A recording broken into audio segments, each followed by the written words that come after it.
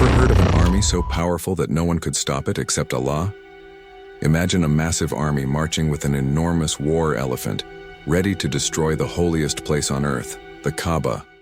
The people of Makkah had no weapons, no army, and no way to defend themselves. It seemed like an inevitable disaster.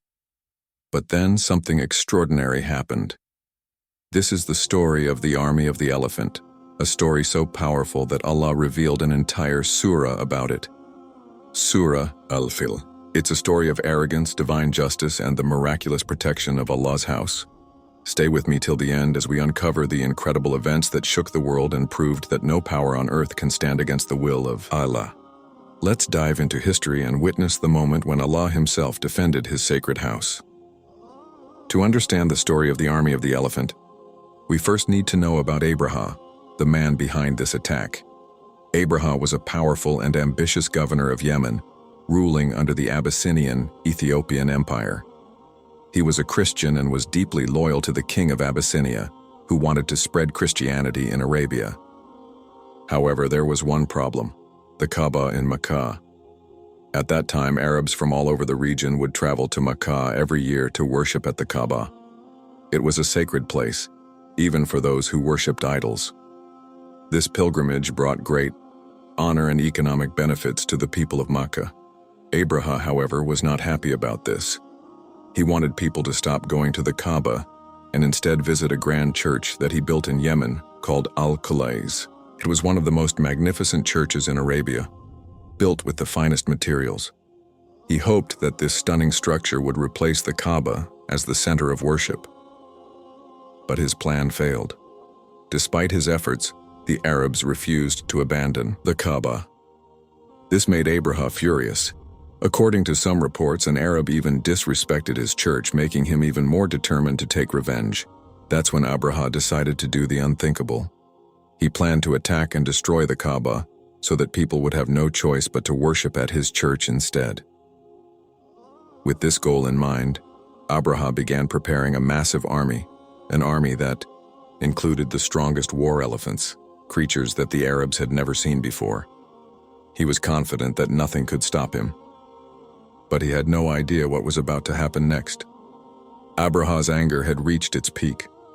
He was determined to destroy the Kaaba and force the Arabs to turn towards his church in Yemen. But he knew that this would not be an easy task. Makkah was far away, and the Quraysh would never allow him to destroy their sacred house. So Abraha began planning a massive military campaign. He gathered a powerful army, well equipped with the best warriors and weapons of that time. But what made his army truly terrifying was the huge war elephant leading the march. The Arabs had never seen an elephant in battle before. It was a beast of war, capable of crushing anything in its path. Abraha was confident. Who could stop him now? As Abraha and his army marched towards Makkah, they attacked and conquered every tribe that tried to resist them. Town after town fell before them. Fear spread across Arabia. The news reached Makkah. A mighty army is coming to destroy the Kaaba. But Abraha didn't just want to destroy the Kaaba, he also wanted to show his power. So before reaching Makkah, his army raided the surrounding areas and captured the camels and livestock of the Quraysh. Among the captured animals were 200 camels belonging to Abdul Muttalib, the leader of the Quraysh and the grandfather of Prophet Muhammad. Seeing this destruction, the people of Makkah were filled with fear and uncertainty. How could they defend themselves against such a strong army? Some wanted to fight, while others suggested abandoning the city. In the midst of this crisis, Abdul Muttalib showed great wisdom and faith. Instead of preparing for war, he went to meet Abraha. This meeting was historic. When Abdul Muttalib entered Abraha's tent, his presence was so dignified and impressive that even Abraha, the powerful general, felt respect for him. Abraha thought he had come to negotiate for the safety of Makkah, but to his surprise, Abdul Muttalib only asked for his camels back. Abraha was shocked. He said, "I expected you to plead for the safety of your Kaaba, yet you only ask for your camels?" Abdul Muttalib replied with words that would be remembered forever. "I am the owner of the camels. The Kaaba has its own Lord who will protect." These words were not just a statement, They were a declaration of faith in Allah's power. Abdul Muttalib knew that the Kaaba was not just a building, it was the house of Allah, and Allah himself would protect it. Abraha dismissed him, thinking the people of Makkah were helpless, but little did he know, he was walking into his own destruction. As Abdul Muttalib returned to Makkah, he told the Quraysh to leave the city and take shelter in the mountains. The people obeyed, leaving the Kaaba alone, under the protection of Allah. What happened next was nothing short of a miracle, a divine punishment unlike anything ever seen before. Stay tuned for the incredible moment when Allah defended his house. When the people of Makkah heard about Abraha's massive army marching toward their city, fear and panic spread among them. They had never faced such a powerful enemy before. This was not just any army. It was a well-equipped force led by a ruthless general and accompanied by a terrifying war elephant. The people knew they had no weapons, no army, and no means to defend the Kaaba. Some Makkans considered fighting, but they quickly realized it was impossible to defeat Abraha's forces. Others thought of surrendering, but how could they allow the house of Allah to be destroyed? In this moment of fear, Abdul Muttalib, the leader of the Quraysh, remained calm. Instead of preparing for battle, he chose to place his complete trust in Allah. He gathered the leaders of Makkah and told them, "This is the house of Allah, and only He can protect it. We must leave the city and take refuge in the mountains." People of Makkah, seeing Abdul Muttalib's wisdom and faith, followed his advice. They left their homes and moved to the surrounding hills, watching from a distance, waiting to see what would happen. Before leaving, Abdul Muttalib did one final thing. He went to the Kaaba and made a heartfelt dua. He held the door of the Kaaba and prayed to Allah, saying, "O Allah, we cannot fight this army, so protect your house as you see fit." With their fate now in the hands of Allah, the Makkans could do nothing but watch. The mighty army of Abraha was preparing to enter Makkah, confident that nothing could stop them. But they had no idea that they were about to face a divine punishment unlike anything ever seen before. Coming up next, the miracle. How Allah defended his house. As Abraha's massive army, led by the giant war elephant, prepared to march toward the Kaaba, the people of Makkah watched in fear from the mountains. They had left everything behind, trusting that Allah alone would protect his sacred house. Then something incredible happened. Out of nowhere, the sky darkened. A strange sound filled the air. The army looked up, and what they saw left them in shock. A vast flock of birds appeared in the sky, unlike anything they had ever seen before. These birds, known as ababil, were small but came in thousands, covering the sky like a storm. But these were no ordinary birds. Each bird carried 3 stones, 1 in its beak and 2 in its claws. The stones were small, but they were no less than divine weapons. As the birds flew over Abraha's army, they began raining down these stones. And then the unimaginable happened.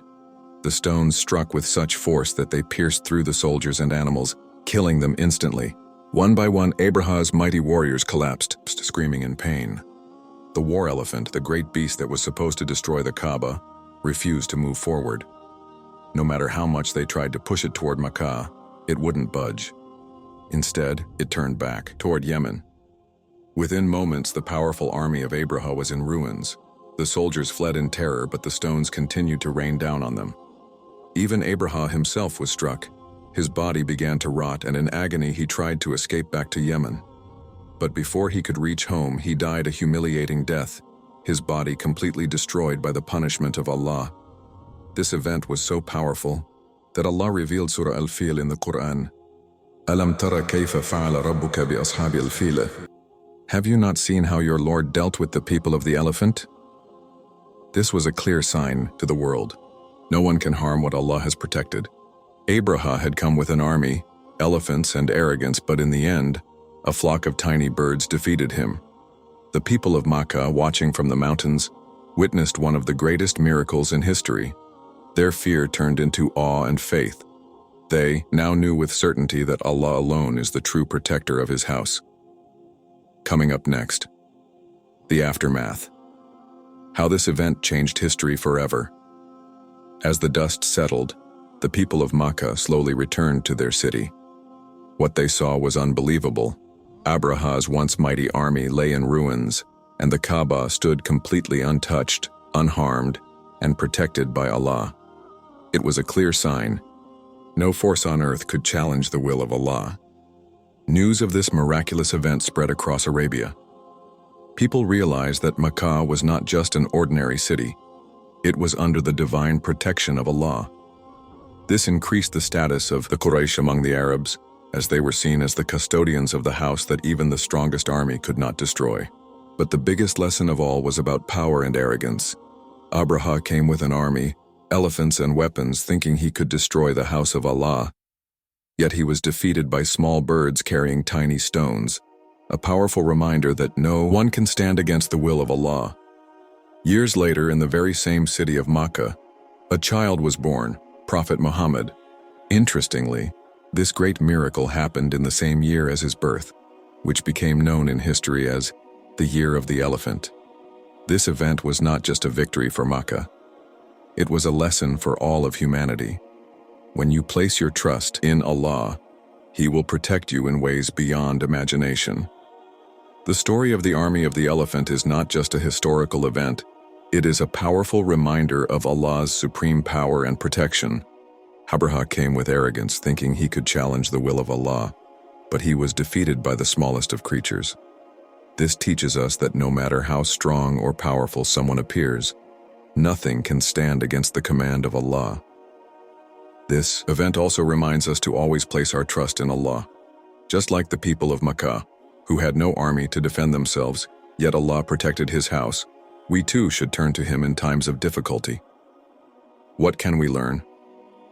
Power and arrogance mean nothing in front of Allah's will.